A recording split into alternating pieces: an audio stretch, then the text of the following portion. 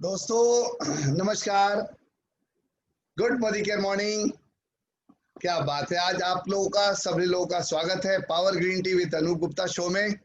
दोस्तों, जीवन में कुछ उद्देश्य होना चाहिए, कुछ पर्पस होना चाहिए। बहुत सारे लोगों को आप देखोगे कि वो निरुद्देश्य घूम रहे हैं। और जाहिर सी बात है कि अगर कोई उद्देश्य आपने बना लिया तो उसको प्राप्त करने के लिए, उस लक्ष्य को प्राप्ति के लिए आपके अंदर काबिलियत का होना बहुत जरूरी है।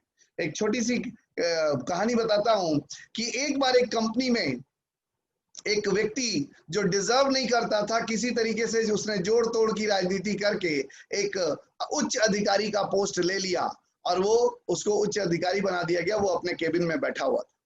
और जब जब जब आदमी काबिलियत के बिना जब उस जगह पे पहुंचता है तो बहुत अकड़ दिखाता है, बहुत शो ऑफ करता है। तो वो भी अपने केबिन में बैठ के ऐसे ही शो ऑफ किया करता था। तो एक बार उसके केबिन में किसी ने दरवाजा खटखटाया तो इग्नोर करते हुए जल्दी जल्दी उसने क्या किया, फोन उठा लिया और बात करने लगा और अपने आप को बिजी बताने लगा। और उसको इशारा कर रहा है कि 2 मिनट रुको और मैं बात कर, ठीक है मैं हूँ, चिंता मत कीजिए, मैं सब ठीक कर दूंगा, कोई परेशानी की बात नहीं है। बहुत देर तक उसको खड़ा रखने के लिए रोके हुए है कि 2 मिनट में पहले बात कर लूं, उसके बाद फिर मैं आपसे हैंड टैकल करता हूँ। सारा चीज बहुत देर इसी तरह बोले जा रहा था। बोले मैं कर लूंगा, आप चिंता मत करिए, मैं हूँ, मैं सब चीज ठीक कर दूंगा। उसके बाद फाइनली जब उसने फोन को रखा तो थोड़ी देर बाद बोला, बोलिए जी आपको क्या काम है। तो उसने बोला कि सर मैं आपका फोन ठीक करने आया। तो मैक्सिमम लोग जो आज की डेट में जिंदगी जी रहे हैं वो दिखावे की जिंदगी जी रहे हैं। वो हमारे राजेश सर हमेशा बोलते हैं कि तकल्लुफ की जिंदगी जिए जा रहा हूं और बोतल खाली है फिर भी पिए जा रहा हूं। और ये आज की डेट में बहुत सारे ऐसे लोग हैं जो खुद को सोचते हैं कि मैं सक्सेसफुल हूं, लेकिन वो परेशानी के गर्त में डूबे हुए हैं। कल कल कोई बोल रहा था, प्रीति मैम शायद बोल रही थी कि जो नौकरी करते हैं उनके उनके चेहरे पे जो स्थिति होती है, जो धूल गर्दे होते हैं, वो बोल नहीं पाते कि मैं ये काम नहीं करूंगा, लेकिन कहीं ना कहीं अंदर से वो हंस रहे थे। तो दिखावे की लाइफ नहीं जीना है दोस्तों। अंदर से सुकून तब आएगा जब हम अंदर से खुश होंगे। चेहरे पे कितना भी लीपापोती कर दे, अगर अंदर से खुश नहीं है तो आपके वो निखार आ ही नहीं सकती। तो डेफिनेटली हमें अपनी काबिलियत को बढ़ाना है और जब वो चीज आने लगेगी तो डेफिनेटली वो निखार अपने आप आएगा, पोजीशन सूट भी करेगा। आज दोस्तों हम बहुत खुश हैं क्योंकि आज एक ऐसे कपल से आपको मिलवाने जा रहे हैं जिन्होंने अपनी काबिलियत बढ़ाई और काबिलियत बढ़ा करके वो अपने आप डिसीजन लेना सीखा कि मैं अपनी लाइफ में क्या करूं कि मुझे सुकून आए। वो एक सक्सेसफुल लाइफ जी रहे थे लेकिन वही सुकून नहीं था। सुबह से शाम तक परेशानियों के अंबार लगा था। लेकिन अच्छी बात क्या है कि कुछ लोग एक्सेप्ट करते हैं कि हाँ मैं परेशान था, और कुछ लोग एक्सेप्ट नहीं करते हैं। मन वो बहुत दुखी होते हैं लेकिन उनके अंदर एक्सेप्ट करने की क्षमता नहीं होती, गट्स नहीं होती है कि हाँ मैं दुखी हूं। तो आज जिस कपल से आपको मैं मिलवाने जा रहा हूं वो बहुत अच्छी लाइफ जी रहे थे, लेकिन साथ ही साथ वो बोलते ना, सुकून वाली लाइफ नहीं थी। लक्ष्मी तो आती है लेकिन साथ में सुकून वाली लक्ष्मी नहीं आती है, वो कहीं ना कहीं परेशानी लेके आती है। तो इनकी लाइफ भी वैसे ही थी। बाई प्रोफेशन ये एक डॉक्टर थे, अपना नर्सिंग होम चलाते थे और प्रोफेशन से ही आपको समझ में आ गया कि इनकी लाइफ में सुकून बिल्कुल नहीं था। और जाहिर सी बात है, जब हस्बैंड की लाइफ में सुकून नहीं है तो वाइफ की लाइफ में तो बिल्कुल ही नहीं हो सकता। तो यही लाइफ इनकी चल रही थी और किसी ने देवदूत बनकर इनको मोदी केयर का प्लान बता दिया और इनकी लाइफ वहीं से टर्न अराउंड हुई। इन्होंने अपने जीवन में मोदी केयर में जब एंट्री मारे तो इन्होंने अपने जीवन में जो कुछ भी उतार चढ़ाव देखे थे वो सारी चीजें देखने के बाद इन्होंने डिसीजन लिया कि ये जो टाइम मनी फ्रीडम का जो ये जो सुकून की जिंदगी, ये रेसिडुअल इनकम का जो कॉन्सेप्ट है, ये मोदी केयर का जबरदस्त है और मैं इसको करूंगा। और बोल के खेला। सबसे अच्छी बात यह है कि बहुत लोग डरते डरते खेलते हैं। इनकी एक बड़ी खास बात यह है कि हर दम ये बोल के खेले। जब ये शुरू शुरू में आए, मुझे आज भी वो याद है, जनवरी 2017 जब इन्होंने बिजनेस की शुरुआत करी थी, हर कदम पे इन्होंने बोल के, मैं बार बार बोलता हूँ, हमारे साथ नवाब अली खां पटौदी, मंसूर अली खां पटौदी थे जो डिमांडेड 6 माना करते थे। जो जिस जगह बोलो, जिस बॉल पे बोलो, उस बॉल पे सिक्स मारेंगे। तो ये भी एक वैसे ही प्लेयर है जिन्होंने हमेशा बोल के खेला, और आज भी पिछले महीनों ने इन्होंने बोला कि मैं रॉयल ब्लैक डायमंड जाऊंगा, और कर दिखाया इस लॉकडाउन में। तो आज हम वेलकम करना चाहेंगे हमारे साथ brand new royal black diamond Sarika ma'am and doctor Ajay Kumar sir. सबसे पहले तो इस power green tea with Anup Gupta sir show में आपने जो इनवाइट किया है सर, उसके लिए तहे दिल से आपको और मैम को दोनों को बहुत बहुत बहुत बहुत बधाई सर कि आपने हमें ये मौका दिया। और काफी दिनों से आप हमें बोल भी रहे थे, लेकिन हमने आपसे कमिट किया था कि जब तक आरबीडी नहीं जाएंगे तब तक ग्रीन टी में नहीं आएंगे। तो आज मेरा वो सपना भी पूरा हुआ सर। आज रॉयल ब्लैक डायमंड डायरेक्टर बन चुका हूं, और तब आपके इस शो में आया हूं।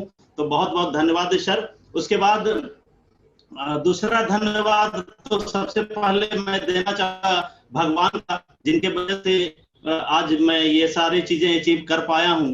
क्योंकि कहा जाता है कि भगवान के मर्जी के बिना तो एक पत्ता भी नहीं हिलता। तो हम लोग अगर इतना दूर तक और ये सारे चीजों को कर पा रहे हैं तो कहीं ना कहीं उनकी मर्जी है, तभी ये कर पा रहे हैं। और दूसरा क्रेडिट देना चाहता हूं अपने माता पिता का। पिताजी का तो साथ छूट गया है काफी पहले, लेकिन मेरी माता जी अभी तक मेरे साथ हैं। और गर्व से हम बोलते हैं कि बोलते हैं ना वो फिल्म का डायलॉग कि आपके पास क्या है, तो मेरे पास मेरी माँ है। ये बहुत बड़ा सुकून देता है हमें।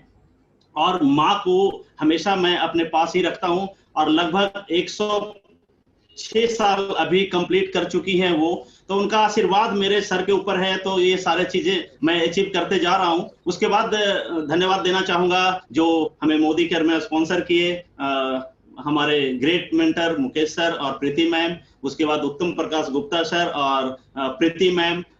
उसके आगे Anup Gupta sir and Amrita ma'am. उसके बाद Rajesh Gupta sir, Manisha Kanchan ma'am, Ravish Rastogi sir and Roshi ma'am. गुरु माँ का माँ जो गुरु माँ है आज मोदी केयर की गुरु माँ सुरेखा भार्गव मैम। ये सारे लोगों को इसका क्रेडिट देना चाहता हूं कि उन्हीं लोगों से सीख सीख के आज इस मुकाम को हासिल कर पाया हूं। और सबसे बड़ा जो क्रेडिट जाता है वो है समीर मोदी सर का, जिन्होंने इस तरह का प्लेटफॉर्म बनाया मैनेजमेंट का। और हमारे जितने भी मैनेजमेंट के लोग हैं वो सारे लोग को इसका क्रेडिट देना चाहूंगा सर। बहुत बहुत धन्यवाद सारे लोगों का कि ये हमें मौका मिला कि आज लग रहा है कि ये इंडिया लेवल का कोई सेमीफाइनल मैच है। ऐसे भी हम सेमीफाइनल की तरह, हम लोग फाइनल की तरह बढ़ रहे हैं। जीबीडी हमारा फाइनल टाइटल होता है और अभी आरबीडी गए हैं, तो ये हमारा सेमीफाइनल एक तरह का है। और आपके पावर ग्रीन टी में आना ये भी हमारे लिए एक सेमीफाइनल है, क्योंकि हमें सुरेखा भार्गव मैम के शो में भी जाना है। ये भी हमारा ड्रीम है कि उनके लेजेंडरी टॉक जो होता है जिसपे पूरा देश, क्या आगे चल के तो पूरा विदेश में भी लोग सुनेंगे, तो उसका एक पार्ट बने। तो बहुत बहुत धन्यवाद सर कि आज आपने ये सेमीफाइनल मैच खेलने का मौका दिया इस power green tea with Anup Gupta sir show में। तो बहुत बहुत धन्यवाद एक बार फिर से अनूप सर एंड अमृता में। और सबसे पहले कहते हैं ना कि कुछ भी शुरू करने के पहले भगवान का स्मरण होना चाहिए। तो एक सर भजन से इसका शुरुआत करना चाहेंगे कि कुछ कुछ गुनगुनाना अच्छा लगता है, और पार्टी शार्टी ये वो, मतलब हम उसी तरह के लाइफ को जीना चाहते हैं। तो सबसे पहले एक भजन से शुरू करते हैं, क्योंकि भगवान के बिना, हमने बोला कि उनके मर्जी के बिना एक पत्ता भी नहीं हिलता। तो एक भजन उनको डेडिकेट करना चाहता हूं। ओ पालनहारे निर्गुण वो न्यारे, कि तुमरे बिना हमरा कोई नहीं, मेरी उलझन सुलझाओ भगवन, कि तुमरे बिना हमरा कोई नहीं। Thank you sir, thank you. तो अब हम लोग आगे बढ़ते हैं, और आगे बढ़ने के पहले जो आज हमें लाइफ जर्नी के बारे में बताना है, तो ये लाइफ जर्नी में जो हमारे साथ चल रही हैं कदम से कदम मिला के, तो सबसे पहले उनका हक बनता है कि वो दो शब्द आप लोगों को बताएं अपने लाइफ के बारे में। उसके बाद मैं फिर शुरू करता हूं sir. Thank you. Good morning sir, good morning ma'am. सबसे पहले मैं इतना धन्यवाद करना चाहूंगी आप दोनों को कि आपने हमको मौका दिया पावर ग्रीन टी में आने का। बहुत खुशी मिल रही है। और मैं अपना कुछ बता देती हूँ अपने बारे में। सबसे पहले मैं तो अपना नाम बताना चाहूंगी। मेरा नाम सारिका है। मैं इस बिजनेस में 3.5 साल से कर रही हूँ और अच्छा लग रहा है। थोड़ा मैं अपना बैकग्राउंड बता देती हूँ कि हम एक छोटे से फैमिली से बिलोंग करती हूँ और मेरा घर हिरसा नालंदा में है और मैं 3 बहन ही हूँ और मैं एक हमसे बड़ी है, एक हमसे छोटी है। मैं सेकंड में हूँ। और मेरे पापा एक सिंपल से एक बिजनेस थे, दुकान चलाते थे और उसी में हम लोगों को पालन पोषण अच्छे तरीके से वो करते थे। और हम और इतना मेरे पापा केयर करते थे तीनों बहन को कि आप मतलब जिस भी स्थिति में थे पढ़ाई लिखाई अपना अच्छा से करवाते थे और मैं भी अपना ध्यान देकर करती थी और अच्छा भी लगता था। और कुछ मतलब मैंने 95 में 10 का एग्जाम दिया और 94 में 10 का एग्जाम दिया और 95 में मेरा इंटर का करवाना जैसी एडमिशन करवाई उसी टाइम मेरा शादी का बातचीत चलने लगा। तो एक समय इनका भैया बड़े वाले भाई साहब थे जो मेरे पापा का दोस्त रहा करते थे और वो बोले कि कुछ लड़का बताइए। तो ये बोले कि इनके भैया बोले कि हाँ है मेरे पास मेरा छोटा भाई है तो उनसे करना चाहिएगा। तो पापा बोले कि क्यों नहीं, जब अच्छा रहेंगे तो सब मैं कर सकूंगा। तो पापा बोले कि ठीक है आप बताइए मैं कब आपके यहाँ आऊं। तो बोले कि ठीक है आप आने का जरूरत नहीं है क्योंकि वो ही इनके भैया थे जो भी हिलसा ही में रहते थे, वो भी बिजनेस ही करते थे। तो बोले कि ठीक है हम यहीं बुलाएंगे। तो वो आए और इनसे मिले तो बोले कि नहीं अच्छा तो है। तो लड़का क्या कर रहा है, तो लड़का पढ़ाई अभी कर रहा है मगर रहेंगे पटना में। तो बोले कि अच्छा बात है। तो हम लोग तो यही सोचा है कि गांव में नहीं रहेंगे क्योंकि इनका घर गांव में था। तो बोले कि पापा जी की घर गांव में नहीं रहेंगे। तो बोले कि अच्छा पढ़ाई तो कर रहा है तो इनका तो पक्का है कि ये सर्विस जरूर कर लेंगे, इनके भाई साहब बोले। तो बोले कि ठीक है तो आगे बात बढ़ाइए। तो बात आगे बढ़ा तो एक ही बार में हम सब चीज ठीक हो गया और जब शादी भी हो गई तो शादी हुआ तो अच्छा लाइफ हम लोग जी रहे थे। और उसी बीच मेरा 95 में मेरा 1999 में मेरा एक बच्चा हुआ। तो बच्चा भी तो अब लाइफ सेट हो गया है क्योंकि जब तक बच्चे नहीं आते हैं तब तक थोड़ा लाइफ में उतार चढ़ाव चलते ही रहता है। तो अब दोनों सेट हो गए तो हम गांव में कुछ दिन गांव में रहने लगे। ये पटना ही में रहते थे, खाली सैटरडे को आते थे तो संडे को रहते थे और मंडे को सुबह ही निकल जाते क्योंकि पढ़ाई भी करना जरूरी था। पढ़ाई नहीं होता तो हर चीज कंप्लीट नहीं हो पाता। तो बोले कि वैसा ही हम लोग रहने लगे गांव में। तो उसी समय से मेरा कुछ अपना अथी बढ़ने लगा परेशानियां क्योंकि हमें इतना बड़ा फैमिली हम लोग थे घर पे तो हम खाना कभी नहीं बनाया करते थे क्योंकि सब लोग चाची सब थे, सब मिलके खाना बना लेती थी तो हम लोग का जरूरत नहीं पड़ता था। कभी कभी ऐसा कुछ फास्ट फूड हुआ तो बना पाते थे। तो हम लोग वहां से कुछ दिखते होने लगे। तो बोले कि अच्छा कोई नहीं, जो थोड़ा कष्ट कर लो, कष्ट ही जब तक कष्ट नहीं आएगा तो जिंदगी में सफलता की कोई उम्मीद नहीं होता है। तो हम कहे चलिए कोई बात नहीं है, कष्ट मेरा मंजूर है मगर आप सक्सेस हो जाइएगा तो और ज्यादा हमको खुशी मिलेगी। तो कुछ दिन रहे फिर 2003 में मैं पटना चली आई। तो पटना आई तो इनके एक भाई साहब पटना ही में बेउर में रहते हैं तो हम उन्हीं के साथ रहने लगे। तो अच्छा चल रहा तो हम बोले कि चलिए आपका कुछ हेल्प मैं भी करना चाहूंगी। तो बोले कि क्या तुम करोगी, तो हम कहे कि कुछ सिलाई जानते हैं तो हम एक सिलाई वाला काम कुछ कर लूंगी तो आपका भी कुछ हेल्प हो जाएगा। तो बोले कि हमको तो इच्छा नहीं है मगर तुम करना चाहती हो तो कर लो। तो मैं उसी टाइम से मैं कुछ सिलाई उलाई करने लगी। फिर धीरे धीरे मेरा ठीक होने लगा। तो मेरा 2005 में मेरा बड़ा छोटा वाला लड़का जन्म लिया। उस समय से उसके बाद मेरा जिंदगी और ही परिवर्तन आने लगी। धीरे धीरे इनका भी हॉस्पिटल पढ़ाई कंप्लीट हो गया, फिर हॉस्पिटल खुद खोल लिए। तो हॉस्पिटल खोलने के बाद सब कुछ लाइफ में अच्छा चलने लगा और एंजॉय भी नहीं कर पा रहे थे। पैसा तो था मगर जिंदगी में एंजॉय करने नहीं मिल रही थी। उसके बाद हमें मोदी केयर में मुकेश सर मिले, तो आए मिले, बहुत अच्छा लगा। थैंक यू मैं मुकेश सर और प्रीति मैम को करना चाहूंगी कि वो मेरे जिंदगी में आते तो आज यहाँ पे नहीं रह पाते। तो अच्छा लगा था। तो ये बोले कि तुम ही देख लोगी तो ज्यादा बेहतर रहता है कि तुम ही ज्यादा सामान यूज करोगी। तो हम कहे बिल्कुल।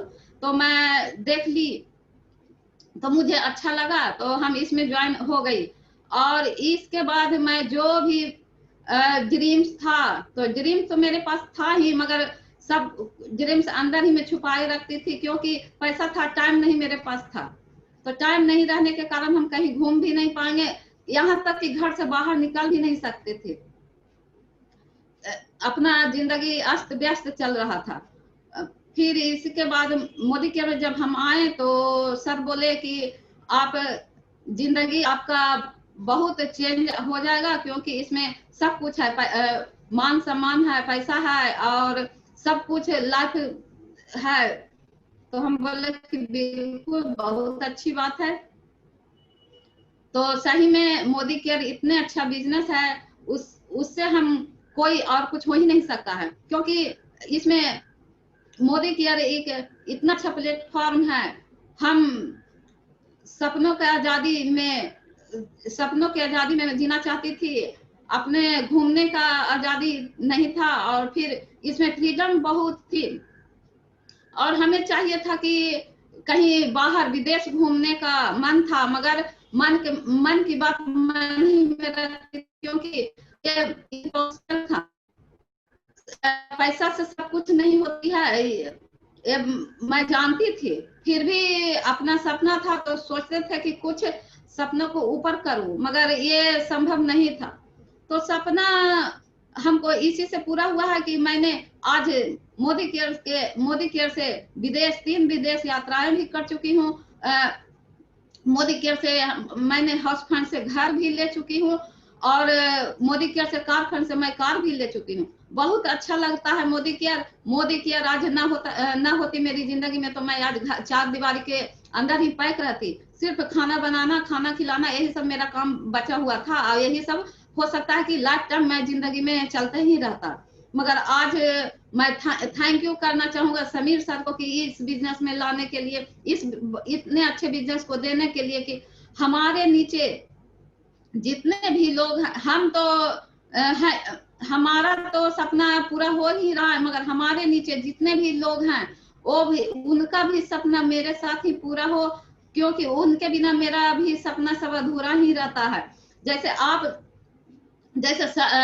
हमारे सपने पूरा करने के लिए अनूप सर, अमृता मैम और प्रीति मैम, उत्तम सर, मुकेश सर, प्रीति मैम, ये सब मेरा सपना दिखाने के लिए तैयार हुए। तो हम भी अपना सपना और ड्रीम्स मेरा बड़ा ही होते गया, क्योंकि मेरा सपना तो बहुत कुछ था, मगर सपने के अंदर मैं अपना लाइफ बिता नहीं पा रही थी। इसमें मोदी केयर में इतने अच्छा है कि फ्रीडम है, आजादी है, और जहां भी मन हो वहां भी जा सकती हूँ।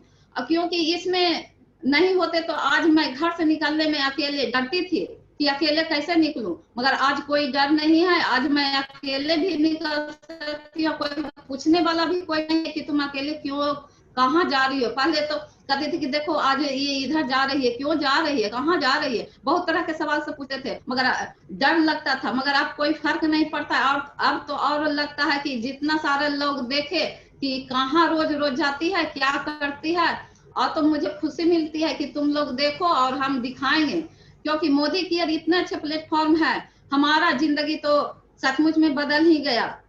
हमारे लोग जितने भी लोग हैं नीचे के लोग, उनका भी जिंदगी सफल हो। और मेरा ड्रीम्स यही है कि मैं और कुछ जो भी मेरा बचा हुआ है, मेरा एक सपना बंगला खूब बड़ा सा चाहिए, और मेरे जिंदगी में एक सुंदर सा मेरा एक सुंदर सा मेरा हार हो, और बहुत, और मेरे नीचे टीम लोगों को मैं टारगेट की हूँ कि हम दोनों मिलकर इस दिसंबर तक 50 गाड़ियां और 50 लाख हजार की मंथली मैं दिलाना सबको लाने की कोशिश करूंगी। और सबसे पहले मैं सुरेखा मैम को धन्यवाद करूंगी कि रोज हर दिन इतना सब कुछ कर रही हैं कि हम लोग तो वो जितना भी कह रही हैं वो उतना सब मेरे दिमाग में अटैक हो रही है। पहले तो मैं कुछ जानती भी नहीं थी, अब धीरे धीरे मैं सब कुछ अपना कर चुकी हूँ। Thank you so much sir, thank you Amrita ma'am. चलिए, बहुत बहुत थैंक यू। तो इन्होंने अपनी कहानी सुनाई, और जैसा कि आप लोगों को सुनने के बाद समझ में आ गया होगा सर कि हमारी जो शादी थी वो बहुत छोटे एज में हो गई थी। सबसे पहले मैं अपना नाम बताऊं, डॉक्टर अजय मेरा नाम है। एक छोटे से परिवार में मेरा जन्म हुआ था। एक तरह से कह सकते हैं कि मिडिल फैमिली या पुअर फैमिली भी कह सकते हैं, क्योंकि हमारा जो घर है वो नालंदा जिला का एक छोटा सा गांव से शुरू हुआ था। हमारा जर्नी, जो ये लाइफ जर्नी है, वो हम आज आप लोगों से शेयर करेंगे। और वो जो लाइफ ऑफ जर्नी मेरा शुरू हुआ वो लाइफ ऑफ सेक्रीफाइस से शुरू हुआ था। लाइफ ऑफ सेक्रीफाइस से शुरू हुआ। बीच में हमारे साथ लाइफ ऑफ सक्सेस का भी टाइम आया, लेकिन अभी का जो जीवन हम लोग जीने का कोशिश कर रहे हैं वो लाइफ ऑफ सिग्निफिकेंस की तरफ हम लोग बढ़ चुके हैं। और इसी जर्नी को मैं आपको थोड़ा डिटेल में बताऊंगा कि लाइफ ऑफ सेक्रीफाइस कैसे मेरा था। लाइफ ऑफ सेक्रीफाइस ऐसे आप कह सकते हैं कि बहुत छोटा सा गांव से जन्म हुआ, 100 घर का बस्ती में हमारा जन्म हुआ। पढ़ाई लिखाई मेरा गांव में ही हुआ 10 तक, और बहुत छोटा मेरा घर हुआ करता था। वहां पे गांव में जब लोगों का देखा करते थे तो बहुत बड़ा बड़ा घर हुआ करता था, लेकिन हमारे पापा जी का बंटवारा के बाद जो घर मिला था वो काफी छोटा था। बता लीजिए, अगर हम बोले तो 10 बाई 10 भी नहीं हुआ करता था, जबकि गांव का घर कितना बड़ा बड़ा हुआ करता था। तो मेरे दिमाग में सबसे पहला जो आया था दिमाग में, ड्रीम में, कि जब भी मैं पैसा बनाऊंगा तो घर का राजा बनना चाहूंगा। हमारे पास घर ही घर हो, रहने के लिए एकदम जगह ही जगह हो, इतना बड़ा घर होना चाहिए हमारे पास। ये ड्रीम हमारा शुरू में बचपन में ही हो गया था। तो मैट्रिक करने के बाद पटना आ गए थे हम लोग, क्योंकि एक भैया हमारे पटना में जॉब किया करते थे, पोस्टल डिपार्टमेंट में अभी है, पोस्टल वेलकम एक हुआ करता था उस समय। उसके बाद जब हम यहाँ पे आए तो हमारी पढ़ाई लिखाई शुरू हो गई।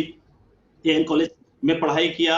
उसके बाद पढ़ाई के दरमियान ही जब हम पार्ट 2 में थे, उसी समय 21 साल पक्का, जो बोलते हैं ना कि लड़का का उम्र 21 साल होना चाहिए और लड़की का 18 साल, हमको लग रहा है कि इनका 17 ही होगा, 16-17 ही होगा। उसी समय हम लोगों की शादी हो गई, और ये खेल खेल में हो गया, क्योंकि हमारे एक भैया रहा करते थे हिलसा में, उनसे इनकी पापा की दोस्ती थी, और उन्होंने बस बात बात में हाँ कह दिए और हम लोगों की शादी हो गई थी। तो बहुत, वो भी घटना बहुत मजेदार था, मतलब बहुत ज्यादा ये नहीं था, लेकिन अचानक ये सारी घटनाएं घट गई। उसके बाद हमारे ऊपर कुछ लगने लगा कि कुछ तो अब लग रहा है कि करना पड़ेगा, और जल्दीबाजी में करना पड़ेगा। तो इसी बीच में ये गांव रहने लगे। गांव में कभी आदत नहीं था, बहुत सारे इनको दिक्कत आना शुरू हुआ। जैसे गांव में देखा करते हैं कि पहले कोयला तो नहीं था, लेकिन गोईठे पे, लकड़ी पे, ये सब पे खाना बनाना पड़ता था। तो इनको धुआं से, ये से, बहुत सारी चीजों से एलर्जी था, लेकिन ये साफ सुथरा शुरू से ही रहने की आदत इनको थी। तो ये हम देखा करते थे, जब भी घर जाया करते थे तो देखते थे कि ये काफी अच्छे से रहना पसंद करती थी, लेकिन गांव तो गांव था। तो इसी बीच में हम पटना जब आए और पढ़ाई शुरू हुआ, तो इसी बीच लगा कि अब हमें कुछ करना चाहिए, और सारे लोगों से थोड़ा थोड़ा दबाव भी आने लगा था। 3-4 साल जब हम काम नहीं किए तो 3-4 सालों में ही दबाव आने लगा था। तो इसी बीच हमारा एक एनजीओ था, पहला एक्सपीरियंस हम बता रहे हैं कि एक एनजीओ के थ्रू नालंदा डिस्ट्रिक्ट में बहुत सारे हॉस्पिटल्स खुल रहे थे उनका। तो उसमें एक पोस्ट हमें दिया गया था डिस्ट्रिक्ट मैनेजर का, और डिस्ट्रिक्ट मैनेजर के पोस्ट को हमने होल्ड किया, और सबसे पहले हॉस्पिटलिटी में मैं वहां पे गया, और लगभग 5 हॉस्पिटल बहुत कम समय में वहां पे खुलवाया था। ट्रस्ट का हॉस्पिटल था। तो वो हॉस्पिटल चलते चलते बहुत सारे डॉक्टर्स हमारे पटना से भी जाया करते थे, तो डॉक्टरों के बीच में काफी अटैचमेंट हमारा हुआ। और अटैचमेंट के बाद जब हम वहां पे ये सारे काम को करते हुए अचानक क्या हुआ कि वो ट्रस्ट किसी तरह से बंद हो गया। तो बंद हुआ तो हम उस समय पैसा आ रहा था, अच्छा खासा पैसा आ रहा था, और उस समय ही 2 व्हीलर हम मेंटेन करने लगे थे।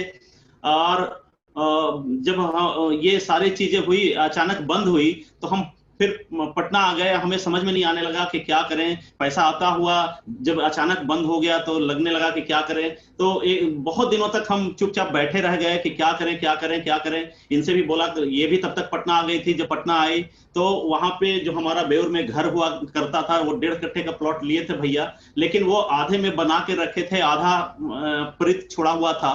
तो तब तक चारों भाई में हो गया था कि चलिए, एक भाई चूंकि हिलसा में रहते थे, हम लोग 4 भाई 4 बहन थे, बड़ा सा फैमिली था। और मेरे भैया जी का तब तक ब्रेन हेमरेज से डेथ भी हो गया था। फिर धीरे धीरे सब लोग अपना अपना सेपरेट रहने लगे। तो हमें एक लोड अलग से मिल गया कि भाई अब जल्दी से और कुछ बड़ा करना है और आपको अपना घर भी बनाना है। तो हमें याद है कि पहला घर जो हम बनाए थे, जो भैया बनाए हुए थे, वो तो पक्के का घर था, लेकिन हमारा जो घर हम पहली बार बनाए थे वो छोटा सा ही घर था, लेकिन बहुत मजेदार था। 2 रूम का शेड का पहले घर बना था। हमें लगता है कि उस समय 12-15 हजार रुपए में बन गया था, और उसमें हम लोग रहने लगे थे। पानी वानी सब उधर से ही आता था, लेकिन एंजॉय कर रहे थे। मतलब हर टाइम को हमने बहुत ही अच्छे से एंजॉय किया। लेकिन जब पैसा बंद हुआ था तो थोड़ा सा परेशानी आया, लेकिन वही डॉक्टर लोग से जो मेरा अटैचमेंट था, तो हुआ क्या कि एक हॉस्पिटल उन लोगों ने खोला, तो हमें खोजा कि वो कहाँ है। तो ढूंढते ढूंढते वो हम तक पहुंच गए और बोले कि एक हॉस्पिटल हम लोग खोल रहे हैं, आप आइए और साथ दीजिए। तो जब हम वहां पे गए थे तो वहां पे 10,000 12,000 उस जमाने में हमें मिल रहा था। लेकिन अचानक जब यहाँ पे आए तो हमारी जो सैलरी थी वो 4,000-5,000 रुपये से शुरू किया गया था। हम बोले कोई बात नहीं, हमारे में काबिलियत होगा तो हम आगे बढ़ जाएंगे। और वो उस हॉस्पिटल में हम काम करना शुरू किए, एज ए मैनेजमेंट देखना शुरू किए। मैनेजमेंट देखते देखते देखते देखते हमें कोई भी चीजों को सीखने का आदत था शुरू से। तो हमने वहां पे सीखा, और सीखते सीखते हमें ये लगा कि हमें भी अब डॉक्टर बनना चाहिए, क्योंकि बहुत सारे पहले शादी हो जाने के कारण बहुत सारे जो ड्रीम्स थे वो पूरा नहीं हो पाया था। तो हमने जल्दी से BHMS किया और वहां पे काम करते भी रहा। इसी दरमियान एक ऑफर आया कि चलिए हम लोग 2 पार्टनर मिलके एक हॉस्पिटल शुरू करते हैं। तो जो पहला हॉस्पिटल हमने शुरू किया था, कुम्हरार में शुरू किया था, और उसमें 2 पार्टनर हुआ करते थे, और बहुत सक्सेसफुल हो गए। बहुत कम समय में वहां पे हॉस्पिटल मेरा चल दिया, क्योंकि जो आज हॉस्पिटल हम लोग देख रहे हैं उस समय बहुत कम हुआ करता था। मगध, राजेश्वर और एक ईश्वर दयाल हॉस्पिटल हुआ करता था, प्राइवेट हॉस्पिटल में बड़े की गिनती में आता था। और उसके बाद हम लोगों ने खोला था, तो बहुत तेजी में हमारा ग्रोथ हुआ। और वहां से ग्रोथ के बाद फिर पार्टनरशिप का काम जानते ही हैं, 2 सालों में हमारा पार्टनरशिप में थोड़ा सा पैसा ज्यादा आने लगता है तो आपस में ये हो जाता है। तो वैसा ही हुआ हमारे पार्टनर में थोड़ा सा, मतलब अभी भी रिलेशन बहुत बढ़िया है, लेकिन हमको लगा कि कहीं ना कहीं इनको कुछ बातों का तकलीफ है। तो हमने ही वहां से छोड़ दिया और 90 फीट में आके आदर्श लाइफ केयर हॉस्पिटल खोल दिया। और वहां पे हॉस्पिटल खोलने के बाद हम और तेजी से ग्रो करने लगे। लेकिन जिस समय हम हॉस्पिटल का डिसीजन लिए, बोलते हैं ना, रिस्क लेने की आदत हम में एकदम कूट कूट के भरा हुआ था। हर हमेशा मैं जितना रहता था उससे करीबन 100 गुना ज्यादा सोच लेता था। तो वहां पे भी हमारे पास मात्र 3-4 लाख रुपए थे, और हमने इतना बड़ा डिसीजन ले लिया और मकान सेट कर लिया। 3 मंजिले का वो मकान, जहां की लाख रुपए का रेंट था, उस मकान को तय किया और उनको दिया। और हॉस्पिटल वहां सक्सेसफुली 10 साल चलाया मैंने। 10 साल चलाने के बाद जो हमें महसूस हुआ कि बहुत सारे पैसे आने लगे। पैसा इतना आने लगा कि आज पटना में 5 जगह पे मेरा मकान है, कम से कम एक दिल्ली में है, और पटना में 4 जगह पे मेरा मकान है। और जमीन का बात करें तो इतना सक्सेस हुए कि करीबन अगर हम बीघे में बात करें आज, चूंकि हमारे घर पे कम खेत हुआ करते थे, तो हमें जमीन का शुरू में ही हमारा था कि घर और जमीन का बहुत बड़ा शौक था। तो हमने लगभग आज 45 कट्ठा जमीन इस पटना शहर में बनाया, जो पटना के इर्द गिर्द ही है। कुल मिला के सक्सेस लाइफ जी रहा था और लग रहा था कि अब मेरे पास सब कुछ है। क्या एक सक्सेसफुल लाइफ जो जर्नी शुरू किए थे वो लाइफ ऑफ सेक्रीफाइस से था, यानी रोज खाते थे, हमारे मजदूरी किया करते थे या काम किया करते थे या छोटा दुकान हुआ करता था, यही काम हुआ करता था, कुछ खेती का भी काम था, मिक्स था। तो समझिए कि लाइफ ऑफ सेक्रीफाइस को हम लोग जी रहे थे गांव पे, यानी लाइफ ऑफ सेक्रीफाइस से हमने शुरू किया। रोज जीते थे, रोज मरते थे, बोलते हैं ना, वैसा ही लाइफ आज 87% लोग जी रहे हैं। सेम लाइफ हम भी जिया करते थे। और ये जीरो से हीरो बनने की जो कहानी है, उसमें हमारा जो मिडिल में आया कि हम सक्सेस का भी मजा लिया और सक्सेस होके 4 जगह पे घर बनाया और बहुत सारे जगहों पे जमीनें ली। उसके बाद गाड़ियां भी मेरे पास था, बैंक बैलेंस भी था। लग रहा था कि अब हमारा लाइफ सक्सेसफुल लाइफ है। एक सक्सेस पीपल वही सोचा करते हैं कि घर हो जाए, एक अच्छा सा घर हो, एक अच्छा सा आपके पास गाड़ी हो जाए और बच्चे अच्छे स्कूल में पढ़ने लगे और आपके पास कुछ बैंक बैलेंस हो जाए, तो सक्सेसफुल लोग अपने आप को सक्सेस समझने लगते हैं। तो हम भी अपने आप को सक्सेस समझ रहे थे, लेकिन एकदम बेचैन थे, कुछ समझ में नहीं आ रहा था, क्योंकि हमें समझ में आ गया था कि कहीं ना कहीं हम जो ये परेशानी से जी रहे हैं, कहीं ना कहीं कुछ का कमी है। तो एक मीटिंग में, एक सेमिनार में हमें हमारे जो एक कलीग थे, डॉक्टर ही थे, डॉक्टर एमके सिंह, उनका नाम भी आज लेना नहीं भूलेंगे, क्योंकि ये दुनिया हमें सबसे पहला जो ये दुनिया है वो उन्हीं ने दिखाया। वो एमबीए कर रहे थे और वो एमरल्ड थे। वो हमें एक सेमिनार में ले गए और उस सेमिनार में लाइफ ऑफ सिग्निफिकेंस का परिभाषा जब बताया गया कि एक लाइफ ऑफ सिग्निफिकेंस किसको कहते हैं। हम तो समझते थे कि हम सक्सेस हैं, लेकिन लाइफ ऑफ सिग्निफिकेंस का जब वहां पे फॉर्मूला समझा कि आपका लाइफ ऑफ सिग्निफिकेंस क्या है, जब आपके पास टाइम फ्रीडम हो, मनी फ्रीडम हो, रिकॉग्निशन हो और आपके पास हेल्थ भी बढ़िया हो, सिक्योरिटी हो और सबसे बड़ी चीज कि आपके पास शांति हो, पीस। ये जब हमें समझ में वहां पे आया तो हमने सबसे पहले OA नाम की कंपनी में मैंने ज्वाइन कर लिया और हम सोचना शुरू कर दिए कि अब मेरे लाइफ में लाइफ ऑफ सिग्निफिकेंस आने वाला है।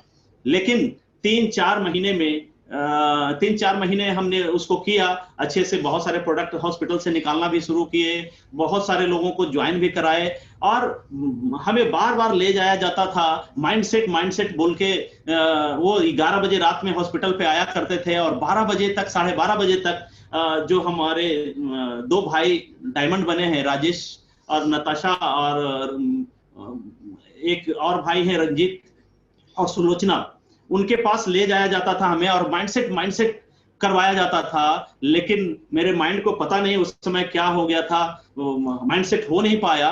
तो हमने 2 महीना पहले ही उसे ड्रॉप आउट कर दिया था कि अब हमसे ये नहीं हो पाएगा और कहीं ना कहीं डिस्टर्ब होने लगा था हॉस्पिटल भी। तो हमें लगा कि जो हमें चाहिए वो हमसे नहीं हो पा रहा है। इस बीच में अच्छा करने के तलाश में एक और हॉस्पिटल भी हम 5 लोगों ने मिलकर शुरू किया था, जिसका नाम था साईं कैंसर संस्थान।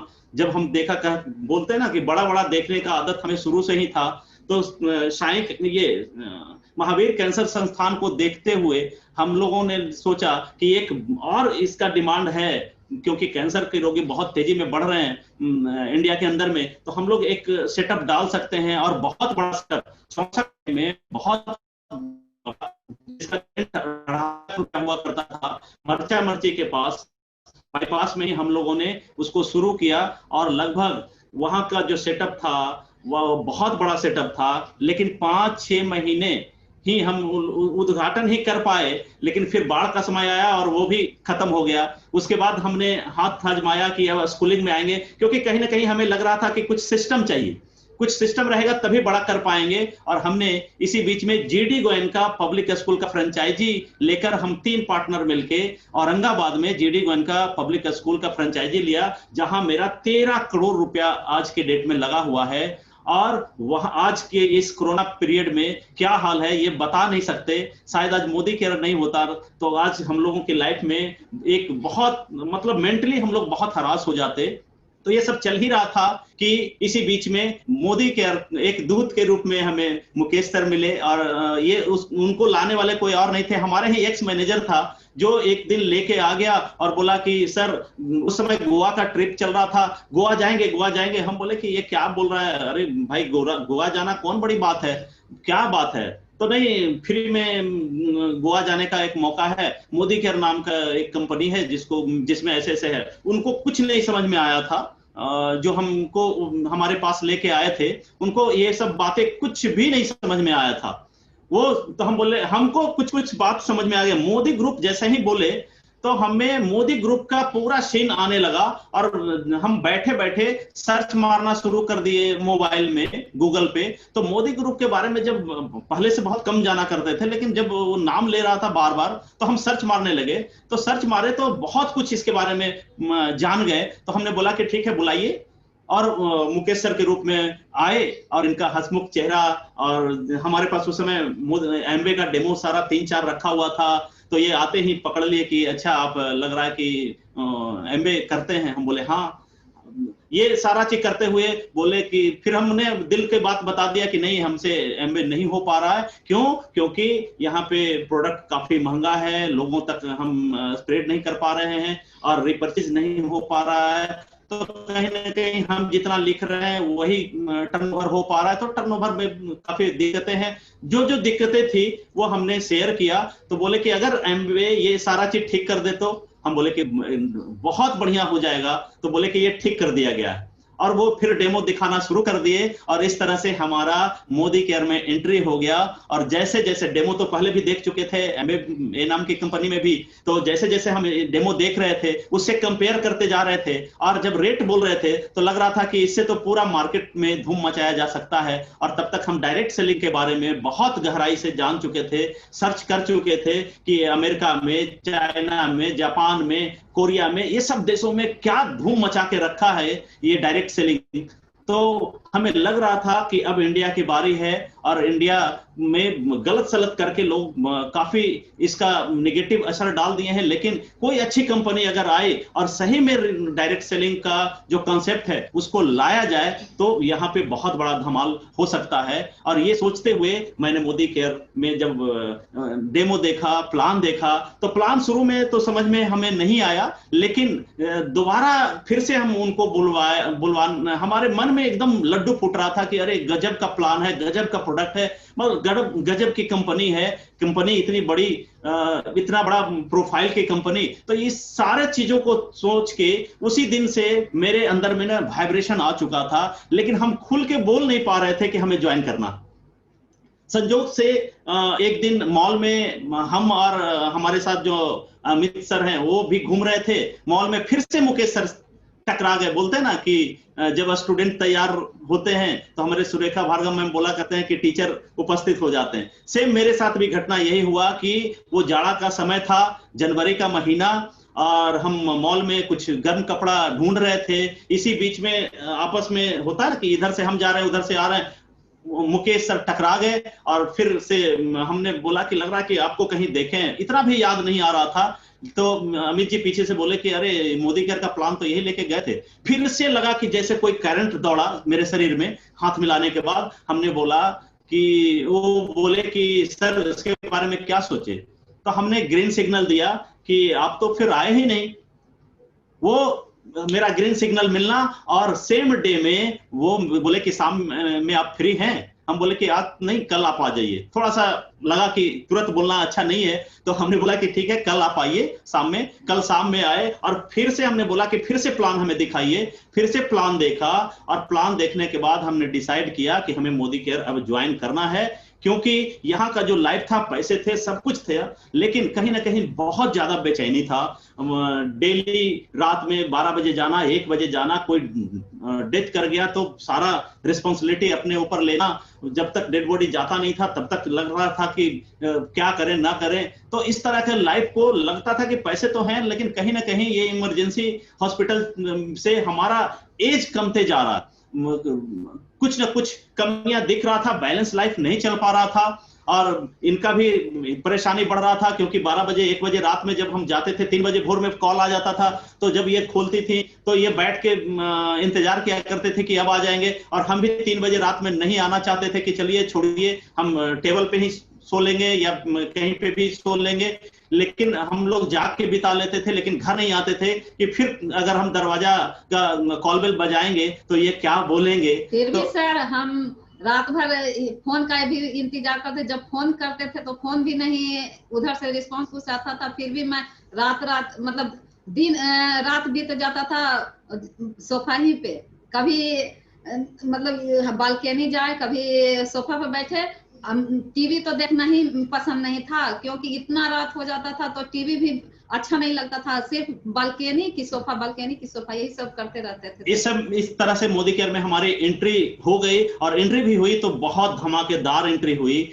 जब हमने उनको रात में जब घर आए, 10-11 बजे रात में हम घर आए हॉस्पिटल से, तो मेरे अंदर एकदम लग रहा था कि कुछ ऐसा चीज मिल गया है जिसका बहुत पहले से हम इंतजार कर रहे थे, और हमने मूड बनाया था कि 17 में हमें कुछ नया करना। उसके लिए जो हॉस्पिटल खोले थे, जो स्कूल का मेरा प्रपोजल था, वो सारे चीजों को कर रहे थे, तो लग रहा था कि कुछ करें। लेकिन ये आया तो लगा कि अरे ये सारा बेकार का हम जिसका इंतजार कर रहे थे वो तो सारा चीज इसमें छिपा हुआ। हमने आईडी लगवाया, और रात के 12:30 बजे मुकेश सर का फोन आया कि आपकी आईडी अब लग चुकी है। हमने बोला कि जब लग गई है तो अब आप तैयार हो जाइए, कल से हम लोग शुरू करते हैं मीटिंग को। और हमें समझ में ही नहीं आया कि हम क्या कर रहे हैं। हमने कल सुबह 6 बजे तैयार हुए, और 4 महीना डे नाइट 12 बजे 1 बजे 12 बजे 1 बजे रात में घर आना शुरू किए, और 4 महीने में हमारा प्लेटिनम शिप कंप्लीट हुआ। और 5वें महीने जाते जाते हमें आज भी याद है कि हम 1 लाख के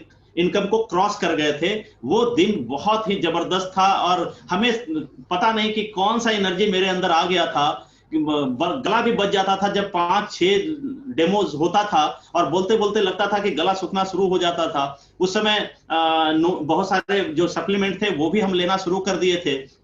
तो 4 महीने में जब ये कंप्लीट हुआ तो फिर 6 महीने में मेरा प्रेसिडेंशियल भी कंप्लीट हो गया। लेकिन प्रेसिडेंशियल कंप्लीट हुआ तब तक जो हम प्रोजेक्ट डाले थे स्कूलिंग का, वो प्रोजेक्ट में हमें कॉल आ गया कि वहां पे आपको आना पड़ेगा, नहीं तो ये प्रोजेक्ट शुरू नहीं हो पाएगा। और वहां पे जाके, क्योंकि काफी इन्वेस्टमेंट था, 3-4 जमीन बेच के हमने वहां पे पैसा लगा दिया था, तो वहां पे जाके 4-5 महीने वहां पे हमने टाइम बिताया। लेकिन उस 5 महीने में हमारा जो इनकम था वो ग्रो कर रहा था। और लगभग हमें आज भी याद है कि वो 4 महीने हमने किसी को ना कॉल किया था ना कुछ किया था।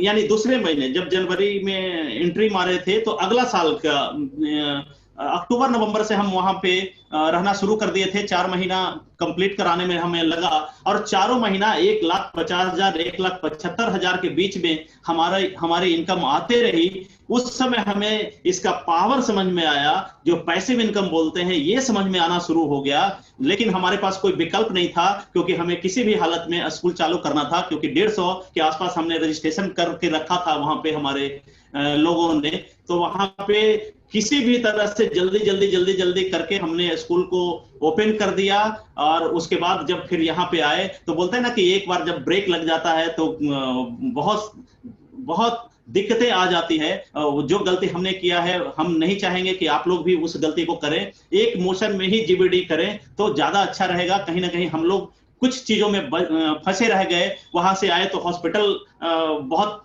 जैसे तैसे हो चुका था, यहाँ संभाले, कभी स्कूल कभी यहाँ, बहुत मेंटली प्रेशर में थे। लेकिन इस प्रेशर के बीच में भी एक था मोदी केयर, जो हमें ये दिखा रहा था कि आप नहीं भी काम करेंगे तो भी पैसा आ सकता है, कैसे यहाँ पे पैसे भी इनकम मिल सकता है।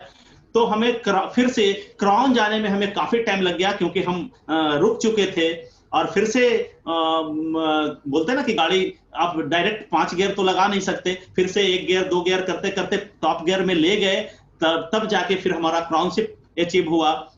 और क्राउन जब बने उस समय से लेकर अभी तक हमारी इनकम कभी भी 2 लाख से नीचे नहीं गया। और इस बीच में बहुत सारे अचीवमेंट हुई हमारी। हमने कार फंड से कार भी लिया, और हाउस फंड से अभी लगभग 1.5 करोड़ का एक 4 BHK का 2450 स्क्वायर फीट का घर अभी अभी हमने बुक कराया है, क्योंकि मोदी केयर का जो पहला मेरा पहचान होगा वो 1.5 करोड़ का घर होगा। ऐसे तो उसकी गाड़ी पे चढ़ रहे हैं, और कुछ मोदी केयर के पैसे से जो दिल्ली वाला मेरा विला है उसमें भी हमने मोदी केयर का पैसा लगाया है। लेकिन सेपरेट जो कहते हैं तो मोदी केयर से हम वो 1.5 करोड़ का घर लेने का मूड बनाए हैं, जो जिसमें हम लोग लगभग 20 से 25 लाख रुपया अभी तक दे चुके हैं और ये चल रहा है। सबसे बड़ी बात है कि जब हम क्राउन लेवल पे गए तो और भी अचीवमेंट आने लगा। बोलते हैं हमारे उत्तम प्रकाश गुप्ता सर हमेशा बोला करते हैं कि success without successor is failure.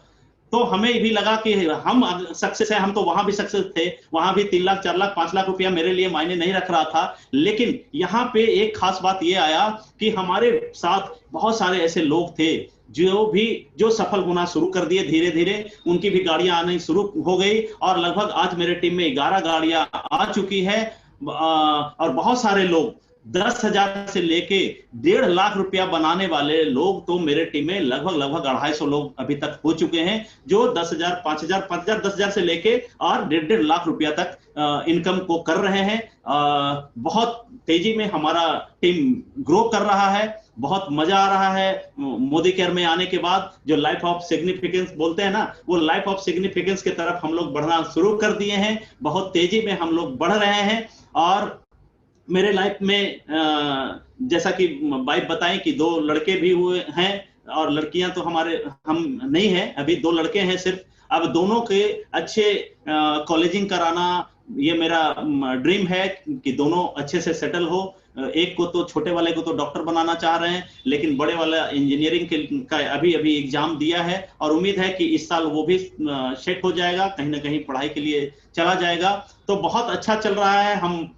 हमारे लाइफ में 5 नंबर जो है बहुत लकी है। 95 में शादी, उसके बाद 2005 में मेरा छोटा बच्चा, और अभी हम लोग 5 फैमिली मिलके करीबन 10 से 12 साल 15 साल से हम लोग 5 फैमिली, हस्बैंड वाइफ, 2 बच्चे और एक माँ को लेकर हमारा 5 फैमिली है। ये 5 लोग बहुत ही इंजॉय करते हुए लाइफ को जी रहे हैं, और आगे बहुत सारे ड्रीम्स हैं, बहुत सारे टारगेट हैं जिसको पूरा करना है।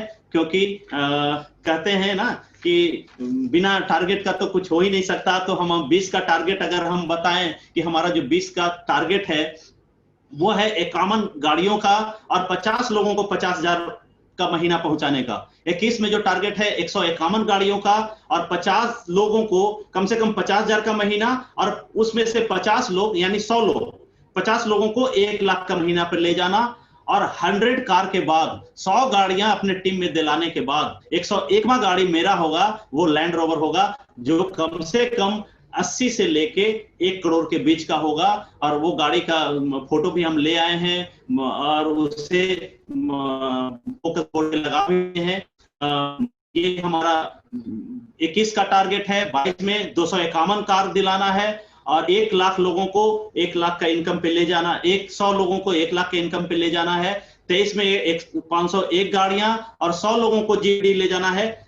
22 तक में 50 जीबीडी, 23 में 100 जीबीडी, 24 में 751 गाड़ियां और 200 जीबीडी। 25 तक का जो टारगेट बनाए हैं वो 1001 गाड़ियां और 500 जीबीडी होगा। और हम 30 तक का टारगेट पूरी तरह से हमारा लिखा हुआ है कि 30 तक हमें करना है काम मोदी केयर में, और 30 के बाद रिटायरमेंट लेना है। और 30 तक में कम से कम जो सुरेखा भार्गव मैम का सब ड्रीम है कि 5000 जीबीडी, तो 30 तक हमारा भी ड्रीम है कि हमारे टीम में कम से कम 5000 कार अचीवर हो और 5000 जीबीडी हो मेरे टीम में। ये हमारा ड्रीम है। लेकिन ये तभी पूरा होगा, हम सब लोगों को, जो भी हमें सुन रहे हैं उन लोगों से हम यही कहेंगे कि जब आप ये टिके रहेंगे तभी ये संभव है। क्योंकि एक कहावत है, उसको एक सुनाना हम चाहेंगे कि जिंदगी के पिच में जरा ध्यान से खेलना, जिंदगी के पिच में जरा ध्यान से खेलना, सबसे करीब खड़े लोग ही स्टंपिंग करते हैं। तो ख्याल रखिएगा, क्योंकि आपके करीब लोग ही आपको आउट करने में कोई कसर नहीं छोड़ेंगे। लेकिन आप में अगर जज्बा है तो आप टिके रहेंगे तो वो सारा चीज अचीव हो पाएगा। जो आज हम लोगों के साथ हो रहा है। बीच में मैं तो जीबीडी जा ही रहा हूं, और जैसा कि हमने बताया कि 50 लोगों को अपने साथ कम से कम 50,000 का महीना बनाने वाला और 50 गाड़ियां भी दिलाने का मेरा लक्ष्य है। तो ये हमारी टारगेट की बात हुई। थोड़ा सा जाते जाते इसको अंत करते समय 10 सक्सेस मंत्रा जो हमने अभी तक लिख के रखा, जब मोदी केयर में आए हैं उस समय से हम सारे को सर्च मारना शुरू किए। हमारा शुरू से ये आदत रहा है कि जो भी लोग जीरो से हीरो बने हैं या जो भी लोग सक्सेसफुल हैं, उनके लाइफ में वो क्या क्या किए कि वो आज इतने सक्सेसफुल हैं। तो मैंने जैकमा का पढ़ा, उसके बाद रतन टाटा का पढ़ा, मुकेश अंबानी का पढ़ा, पिचई का पढ़ा। ये सारे लोगों को पढ़ने के बाद जो 10 निष्कर्ष मैंने निकाला, वो भी चाहूंगा कि आप लोगों के साथ शेयर करें। हो सकता है कि आप भी अगर इसे आजमाएं तो आप भी एक दिन सफल हो जाएंगे।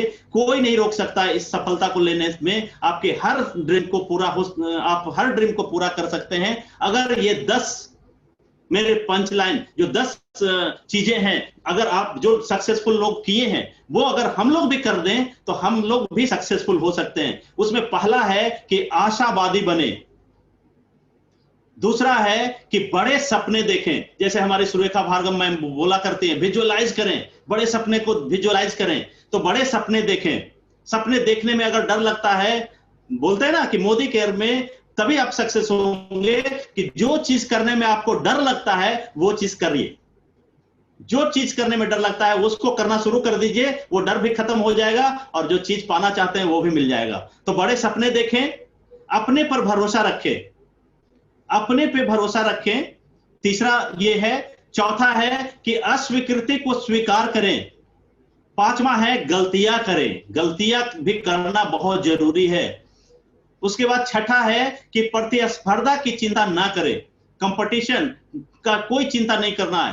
पूरा लाइफ हम लोग का पड़ा है और मोदी केयर में तो ये अभी शुरुआत है। अभी बोलते हैं ना कि अभी तो पार्टी शुरू हुई है। अभी तो 20 से लेके ये 40 तक में मोदी केयर का जलवा देखने को मिलेगा और वो सारे आज लगे हुए हैं, वो उस ऊंचाई को पा लेंगे जो उनके ड्रीम में भी नहीं होगा। वो सारा चीज ये मोदी केयर से पा सकते हैं। तो प्रतिस्पर्धा की चिंता ना करें, यहाँ पे कोई कंपटीशन ही नहीं है। मोदी केयर में तो और भी नहीं कंपटीशन है। लोगों को सशक्त बनाएं। यहाँ पे जो अपने टीम के लोग हैं, यानी हमारे अनूप गुप्ता सर बोला करते हैं कि आप कितने लोग को बना रहे हैं ये मायने नहीं रखता, कितने लीडरशिप बना रहे हैं, कितने लीडर को सिखा रहे हैं, कितने लीडर आपके नीचे आ रहे हैं, उस पर आपका इनकम डिपेंड करेगा। तो लोगों को सशक्त बनाएं, आलोचनाओं से बचें, अपने सपनों का पीछा करें। यह बहुत बड़ा बात है, अपने सपनों का पीछा करें। और last but not list, comfort zone को छोड़ दें। कंफर्ट जोन को छोड़ दें। यह सब भी तभी संभव हो पाएगा जब आप कंफर्ट जोन को छोड़ेंगे। और हमने कंफर्ट जोन छोड़ा। जब मैं मोदी केयर में आया था तो डेमो करना, लोग बोलते थे कि बहुत सारे लोगों को जब गया ये बात कि अजय सर डेमो कर रहे हैं तो लोगों को विश्वास ही नहीं हुआ था कि नहीं, हो ही नहीं सकता है, वो सक्सेसफुल है, वो डेमो आज इतना बड़ा बैग लेके वो नहीं करते होंगे। तो आज आपको एक लेसन बताना चाहेंगे कि मैंने जब शुरू किया तो कभी भी दूसरे पे भरोसा नहीं किया, अपने से वो बैग को टांगा, अपने से डेमो किया। हर चीज वो काम जो मोदी केयर में करना चाहिए वो मैंने खुद से किया, क्योंकि हमें उसी समय समझ में आ गया था कि हर काम में डेमो ही करना पड़ता है। हम डॉक्टरी करते हैं, वहां भी बिना आला लगाए पैसा नहीं बनता। खेती करते हैं तो खेती में भी रोज लोग डेमो करते हैं, अपना काम करते हैं। बढ़ई भी अपना रोज डेमो करता है, रोज आरी वसूला चलाता है, तभी जाके पैसा बनता है। किसी भी काम को आप ले लीजिए, दुकान, एक शॉपकीपर है, वो भी सुबह से शाम तक शटर उठाता है, लोगों को सर्विस देता है, तब जाके पैसा आता है। तो हमें भी समझ में आ गया था कि मोदी केयर में भी हमें डेमो करना पड़ेगा। इस वर्क का यानी मोदी केयर का ये नेचर है, तो इस नेचर के साथ हमें चलना पड़ेगा, तभी हम सक्सेस हो पाएंगे। और हमने भी वही करना, शुरू से ही ये करना शुरू कर दिया। तो आज मैं इतना सफल हो पाया हूं। तो आप लोग भी वो गलती ना करें जो हमने किया था कि बीच में हमने छोड़ा, तो आज हमें इतना टाइम लग गया। नहीं तो 3 साल में मैं जीबीडी तो पक्का जाता, क्योंकि हमें याद है कि जब हम मोदी केयर में आए थे तो अनूप सर का रिकॉर्ड देखा करते थे कि 18 महीने में जीबीडी, तो हमें लगा था कि चलिए 18 महीने में, पहले तो लगता था कि जिस तरह से हमारा 4 महीने का शुरुआत हुआ था वो इतना धमाकेदार था कि लगा था कि हो सकता है कि हम 15 महीने 16 महीने में सर का रिकॉर्ड तोड़ के कर लेंगे। लेकिन कहीं ना कहीं कुछ चीजें जो हमें रोका था, वो चीजें आज लगता है कि वो शायद नहीं होता तो आज हम बहुत तेजी में और ग्रो कर पाते। तो कोई बात नहीं, समय हमारे पास भरपूर है और वो सारी सफलता जो हमें चाहिए वो किसी भी सूरत में हमें चाहिए तो चाहिए, वो हम करने के लिए तैयार हैं। इसके लिए हमें जो भी करना पड़े, रूट लेवल से हम काम करना जानते हैं और कभी भी बाउंस बैक करना जानते हैं। तो मोदी केयर में तो सफल हो ही जाएंगे और साथ साथ बहुत सारे लोगों को सफल भी बनाएंगे। बहुत सारे लोगों के साथ लग के मैं काम कर रहा हूं, प्लानिंग बहुत जबरदस्त है। और 20 तक तो बस हम इसको इस तरह से देख रहे हैं कि 3 साल का हमारा ये ग्रेजुएशन का पीरियड था, हमने ग्रेजुएशन कंप्लीट किया और ये साल मेरा जो चल रहा है इंटर्नशिप चल रहा है, और 21 में यानी 20 में बाउंड्री हमारा तैयार हो जाएगा, बाउंड्री वाल पूरी तरह से तैयार हो जाएगा और 21 से हमारा जलवा शुरू होगा जो पूरा हिंदुस्तान देखेगा। तो थैंक यू सर, समय को देखते हुए बहुत बहुत धन्यवाद फिर से एक बार कि इस power guarantee with Anup Gupta sir show में बोलने का मौका मिला। बहुत बहुत धन्यवाद अनूप गुप्ता सर और अमृता मैम और जितने भी हमारे मेंटोर हैं, जो भी हमें सुन रहे हैं, उत्तम सर, प्रीति मैम, मुकेश सर, प्रीति मैम, राजेश सर और रवि रस्तोगी सर, सुरेखा भार्गव मैम, सबको फिर से एक बार धन्यवाद देना चाहूंगा, क्योंकि आज हर काम को सीखना पड़ता है और ये हम सारा चीज जो सीख रहे हैं इन्हीं लोगों से सीख रहे हैं। और इस समय तो ज्ञान का गंगा बह रहा है, बोलते हैं ना कि ज्ञान की गंगा बह रही है। तो इसमें जो भी लोग आएंगे हाथ धो के निकल सकते हैं। तो आप लोग देर ना करें और जल्दी से मोदी केयर को अपना लें। कहते हैं ना कि मोदी केयर में आप आ गए हैं, इसमें ये आपका कोई बहुत बड़ा रोल नहीं है, लेकिन मोदी, इससे कोई फर्क आपके लाइफ में नहीं पड़ने वाला। जब मोदी केयर आपके अंदर आ जाएगा तभी आप में फर्क आना शुरू होगा। तो जल्दी से जल्दी मोदी केयर को अपने अंदर ले आइए और जीत जाइए, छा जाइए। चलिए, wish you all the best. Thank you sir.